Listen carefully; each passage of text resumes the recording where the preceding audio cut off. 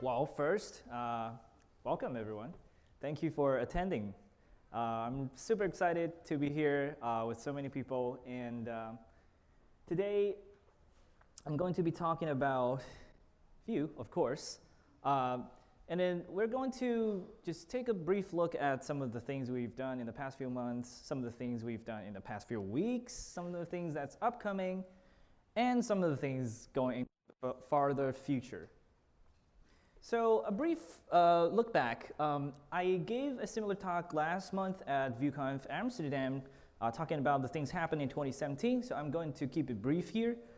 In 2017, we've seen exponential growth compared to 2016. So it's even faster. So I thought it was, in 2016, I thought we were already seeing explosive growth, but it turns out 2017 was even a better year. We got over 50, I think close to 50,000 stars on GitHub, and was the single most starred project on GitHub in 2017. We got close to 5.5 times more downloads on NPM, and our Chrome DevTools extension weekly user count had a 322% growth.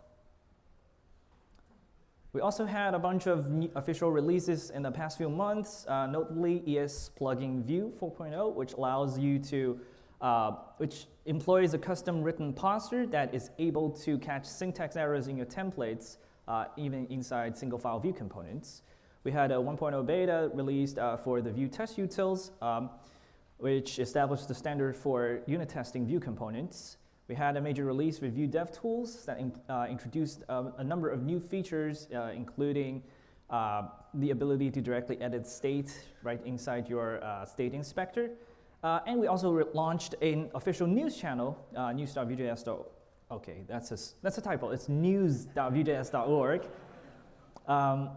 And the cool thing is for each of these, so this was born from the Vue newsletter, which was donated by Monterel, the company who was originally running the newsletter, to the Vue.js organization. So it is now the official newsletter.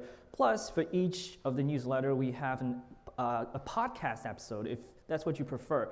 That's produced by the Vue mastery team. We're also seeing a maturing ecosystem.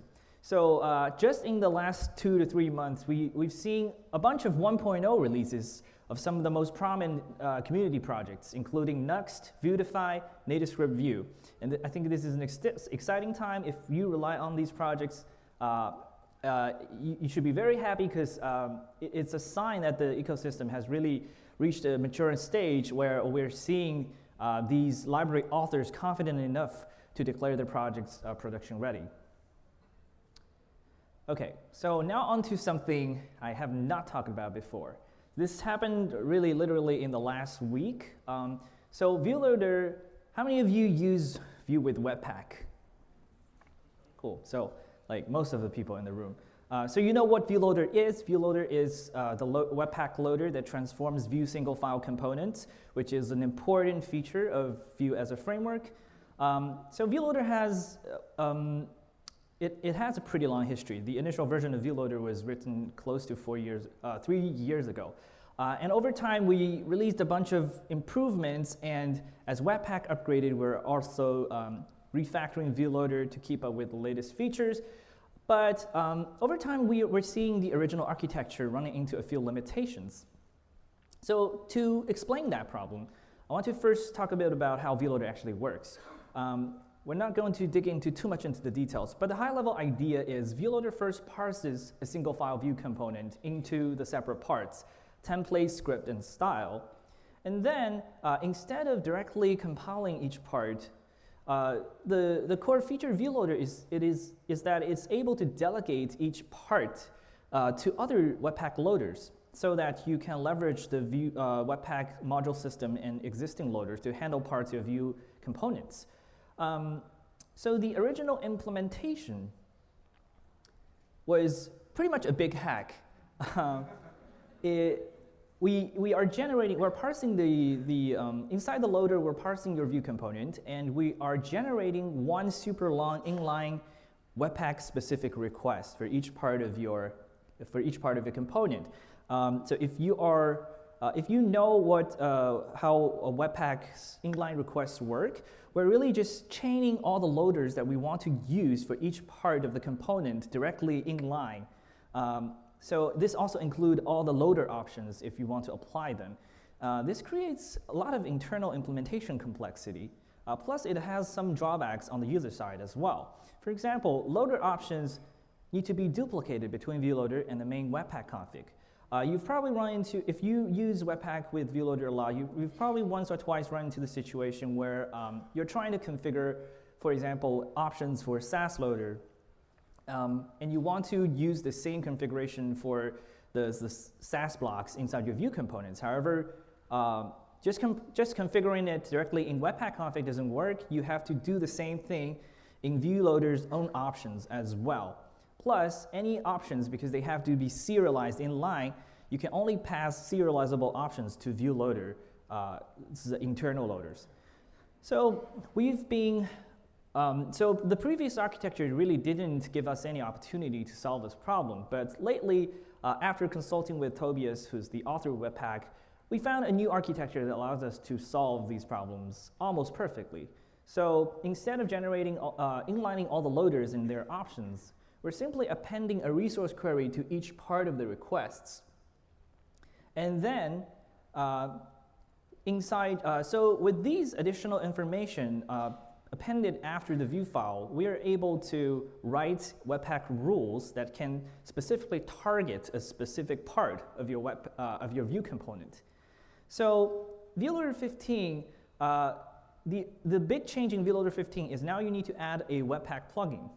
But but the Webpack plugin itself doesn't take any options. Really, after adding that plugin, everything just happens automatically. Vue-Loader 15 the plugin will clone any rule you define in your main Webpack config and tweak them to target the specific parts in your Vue components.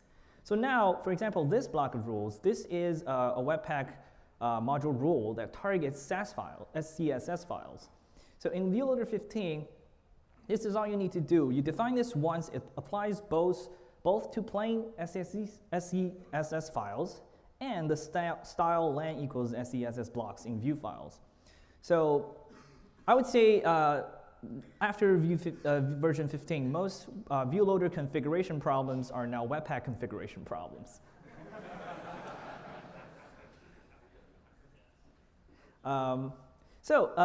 During the process of the rewriting of Vue-Loader, we also extracted a lower-level utility library called component-compiler-utils. So this is intended to be a lower-level utility for compiling Vue single-file components in a system that's targeting more than just Webpack. This is bundler-agnostic utilities that you can use to write your own transform for any targeting system. So we're hoping to see this being used as the standard shared base layer for transforms in rollup, jest, and parcel. Just a shout out, this is based, so this is largely based on the prior explorations done by Rahul, who worked on the Vue component compiler package with exploration work. So shout out to that. And with this utility package, so I published it, I think 4 days ago. And right next day, I noticed there is a work in progress branch in Parcel that is trying to land official Vue support in Parcel using this library. So I think it's showing some promise. Now, talking about bundlers and build tools and Vue-Loader and Webpack, you probably still don't really want to mess with Webpack configuration yourself for some of you. So the good news is we are shipping a new version of the CLI as well.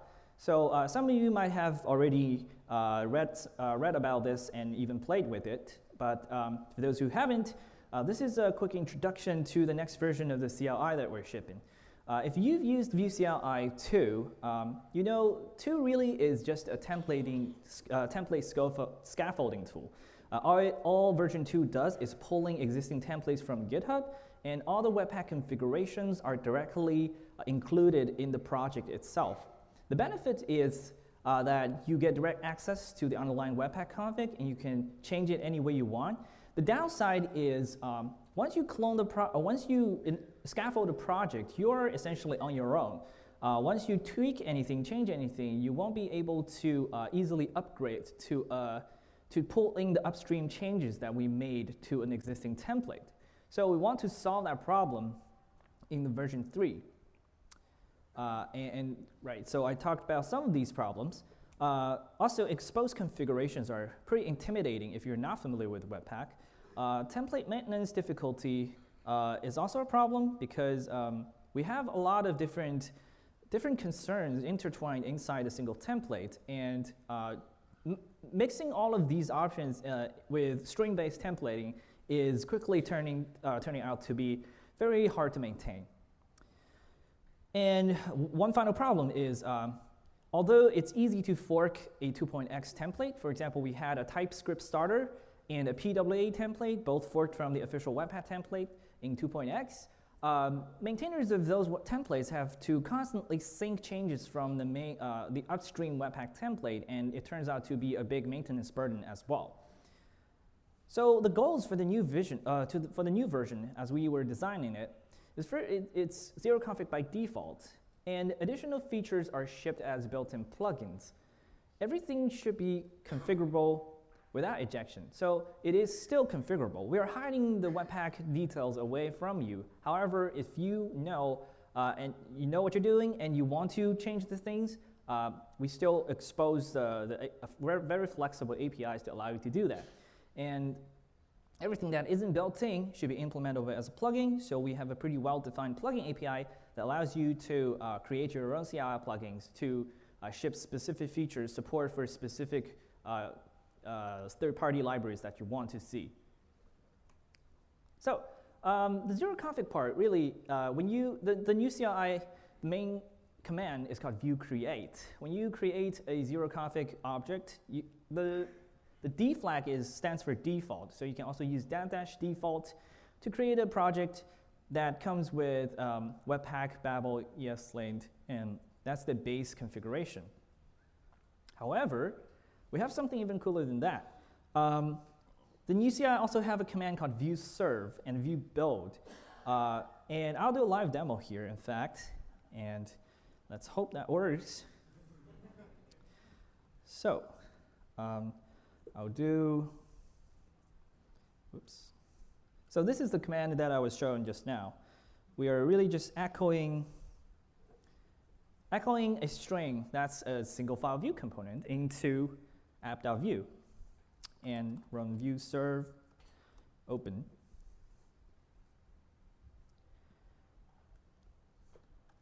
And you got a Vue application running. And the even cooler part is, if I change something in here, it has all the things you'd expect from a fully CLI scaffolded project, including hot reloading, Vue-Loader support. And if you want to slowly add on additional configurations, yes, you can. You can use an ESLint configuration file, Babel RC, or PostCSS RC. Everything will be picked up and respected. OK, so that's the zero config instant prototyping usage. But we also have for more advanced or more production-oriented use cases, most likely you will want to pick and select some different features depending on what your preference or team requirements are. And in 3.0, we ship a number of built-in plugins that should cater to most common use cases that you'll run into, including TypeScript support, progressive web app support, router, Vuex, CSS preprocessors, lingers, unit testing, and end-to-end testing. So I'm going to do another quick demo here. So I'll run Vue create, hello, and I'll do manually select features. So this allows me to select among all the available features. So I'll just pick a number of them. TypeScript, PWA, router, Vuex, looks good. So you can opt into class-based syntax. You can also let TypeScript only handle the transpiling to JavaScript, and then let Babel handle all the auto polyfilling and environment detection using Babel preset env. And you can optionally save a preset, save the options that you've selected as a preset so that you can reuse the same configurations in the future. We also provide the ability to extract your existing preset into a JSON file and just throw it up on GitHub so that you can share it with your team. So you can use a remote preset as well. So I'll skip the preset for now. So because this is a debugging environment, it skips all the installation and all the dependencies have been installed. So I'll just run serve. And we have a Vue and TypeScript app running. It also points you to all the associated plugins documentation on GitHub. I'm offline, but yeah, you get the idea. We have really poured in a lot of efforts into this rewrite, and we really hope that it can help people get up and running with production Vue applications faster and easier. And also, the most important thing is because the scaffolded projects now uses all the configurations inside a dependency called Vue CLI service. This service package is upgradable for the long run. So as long as we don't make breaking changes, you'll be able to simply upgrade your NPM dependencies and get all the latest feature improvements and bug fixes that we've implemented. For example, currently the beta branch of the CLI uses Webpack 3, but we are planning for the official release to upgrade to Webpack 4 and Vue-Loader 15. And for your end user experience, this upgrade should be transparent and it should not affect the source code you wrote for your application. So for the configuration part, a little bit of details. We do have by default, you don't need to do any configuration, but if you want to, you can throw in a VueConf.js, which exposes a number of common options that allows you to tweak the common behavior.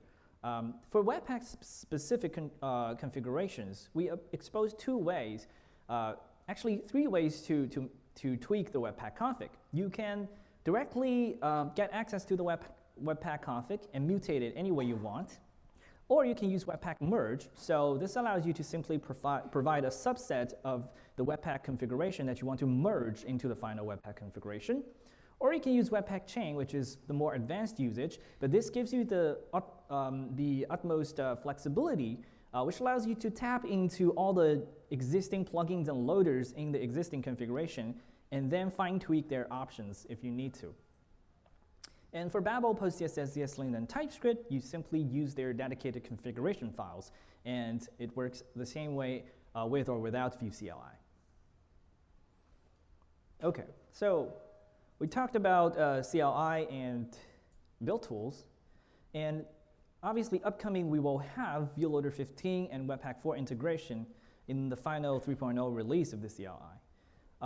And for Vue Core, the next minor is upcoming, and it's 2.6. Some of the notable things we're going to ship is an ESM browser build, which this is cool for prototyping because if you use a browser that already natively supports a script type module, you can directly just import Vue from a CDN, and you'll be able to directly start using Vue in an ES module enabled environment. We are also going to improve async error handling. So we already did a bunch of error handling related improvements in 2.4 and 2.5. But some of the issues we're seeing is we do have the global error handler that is able to aggregate all the synchronous errors that originated from your components. However, if an error occurs in an asynchronous callback, we are currently not able to catch those. So we're planning to improve that as well. So for example, some of the planned API include if you return a promise from within a lifecycle hook, any errors happening that's uncaught errors in that promise chain will be aggregated into the error handler as well. This also means if you use an async function for your lifecycle hooks, any errors in the async function automatically gets propagated as well. the catch method for manually sending async errors to error handler. If you don't have the luxury of using promises or async functions, you can just do it yourself and essentially explicitly telling Vue that you need to, I want to send this error to the global error handler, so that inside the global error handler, you're able to then further process the error and potentially send it to an error tracking service. And we're also going to be providing better default warning output for compilation errors. So currently, the Vue compiler, if it fails, it can only give you the expression that failed, but it is not able to give you pinpoint the exact location where in template it is. This is separate from the ESLint plugin, because ESLint plugin is able to catch some syntax errors, but some of the more compiler-specific errors are currently lacking this information, and we're going to improve that in 2.6, and you'll be able to see better outputs for these compilation error messages. We're going to also ship v4 iterator support in 2.6, and a number of other things, so stay tuned for the upcoming 2.6 release. All right. And one thing after 2.6 is something I've also talked about a few times at other occasions, is the next branch. So this is going to be a parallel branch that's going to exist in parallel with the current 2.x branch. So the only thing that's going to happen in this branch is we're going to swap out the reactivity system, which currently uses a ES5 object a defined property, a getter-setter-based reactivity system with a proxy-based reactivity system. So swapping the reactivity system should result in the elimination of current caveats in change detection. For example, when you add a new property to a reactive object, when you're trying to set the specific index inside an array, or when you're trying to alter the length of the array. Currently, Vue is not able to detect such situations, and you have to explicitly use the Vue.set or this*set API. So with a proxy-based reactivity system, these are no longer necessary, and we're also able to support the full collection of built-in data structures, including map, set, weak map, and all that. We're also going to upgrade the code base starting using the latest ES features. So unfortunately, this means the 2.6 next branch requires a ES 2015 baseline browser support. So IE will be out, and the baseline will be Edge. The good news is the public API remains the same with 2.x branch. So in theory, you should be able to seamlessly switch between 2.6 and 2.6 next, given that you're willing to give up IE support. There will be a very, very small breaking change due to the proxy implementation, but in practice, we found that most applications are not subject to this problem. So even if you encounter it, it should be a very minor upgrade. And both versions are going to be maintained in parallel because the only thing that's really swapped out is the reactivity system, and the API remains the same. So this is a precursor to some of the explorations we want to do for the long run, because we believe when ES 2015 becomes the new baseline, it is important that we leverage these latest language features, which enables us to polish the code base to make it more maintainable and also more performant in the long run. Also, some of the changes we are planning for Vuex. So many people already think Vuex is simpler than some of the other Flux implementations, but we believe it can become even simpler. So one of the things that probably annoys a lot of people is that you have to separate mutations and actions, and a lot of times you kind of have to go through some ceremonial process of setting up actions, mutations, then mapping them, eventually dispatching them in order to make a single change. And we want to simplify that. And with the more widespread usage of async functions, async await, we believe we can eliminate the difference between actions and mutations and provide a simpler API. And we also are thinking about a new usage pattern that connects Vue state, the store state getters and dispatching actions into your components. Instead of having to import the helpers and mapping the individual state, field, getters, and actions that you want to map, you can use a scope slot-based component that directly exposes the dispatch function, the getters, and the state of the store directly inside your template. So Vuex-related code will disappear from your component's own implementation, and the only composition happens right at inside the template where you want to use Vuex state. Okay, so those are some of the technical details, technical features that we talked about. So I want to also spend a little bit of time looking further ahead and talk about some of the things we want to do with Vue as a project. So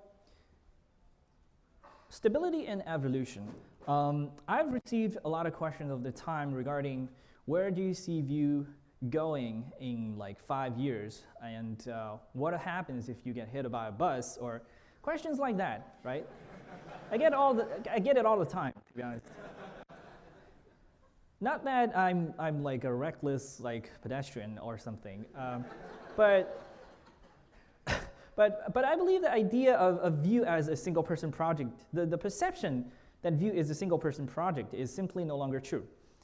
We are seeing core team members taking up more and more responsibilities and contributing great work in the process, and we're seeing more people getting interested in contributing. And I hope after this conference, some of you will also join the contributors and submit a pull request or make improvements to the documentations. It is the power of the community that makes Vue what it is today, and I believe it is even more important for Vue to grow for the long-term future.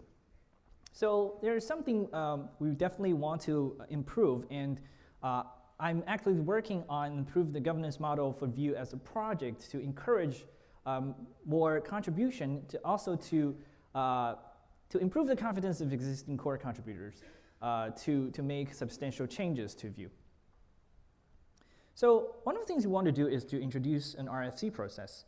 So projects like Rust and Ember and React recently introduced RFCs, closely modeling what Rust and Ember has been doing, and I find that to be a really great process. The truth is that we get a lot of feature requests on GitHub, but a lot of the feature requests come out of the instant reaction when a developer is running into a very specific scenario in the flow of developing a very specific app. In a lot of cases, these feature requests often lacks the perspective of the trade-off and the constraints we are facing when we're designing a framework that has to serve hundreds of thousands of developers around the world.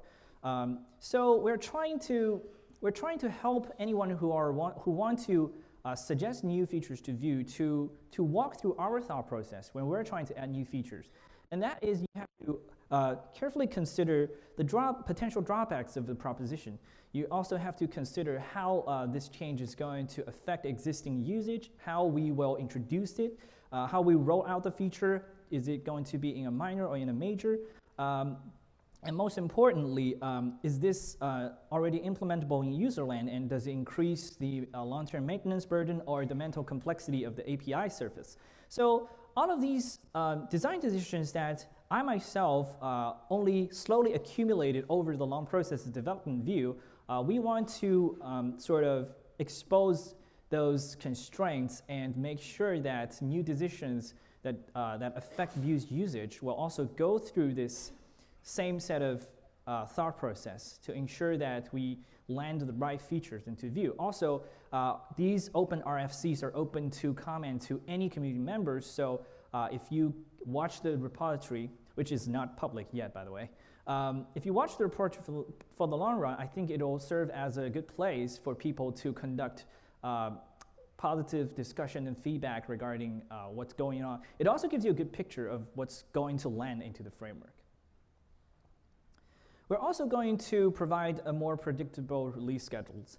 So for major versions, which we currently don't really have any plan for major breaking changes in the foreseeable future, we'll give you at least a 6-month heads up, and we'll provide a progressive migration path. So for all the minors that are leading up to the new major, we'll start giving you deprecation warnings on potential changes or removals of the existing APIs so that you can slowly shape your code base over the progress and give you an easier time when the upgrade finally hits. We're also going to give you a more predictable release schedule for minor releases. So starting with 2.6, we're going to do minor releases every 3 months. And every minor release is going to have the 4-week beta period, so you can plan your production schedule and release schedule ahead of time to sort of match the potential changes in Vue core. And patch releases will be released as needed because those will often include fixes, and it'll be released depending on the urgency of the fix. We're also going to have more clearer definitions of release channels. So currently we only have really just one release channel, which is the stable one. So for 2.6 and beyond, so we will have the stable channel, and each minor release will go into the beta channel for 1 week before it becomes the new stable. And we're also going to start pulling automatic nightly builds from the latest pass and build on our dev branch. So if you like to live on the bleeding edge, you can use the nightly branch. And we actually appreciate you doing that because that will help us discover any potential regressions as early as possible. So we're going to give you a guide on how to actually use the nightly without breaking every time. So for LTS, so current 2.x, the stable is obviously going to be continuously maintained. So LTS only happens when we release a new major. Whenever we release a new major, the latest minor in the previous major automatically becomes LTS and receives at least 18 months of critical patches and security fixes. Okay, so that is all. So I hope, so there are many more exciting talks after me, so I hope you enjoy the day, and thank everyone for attending.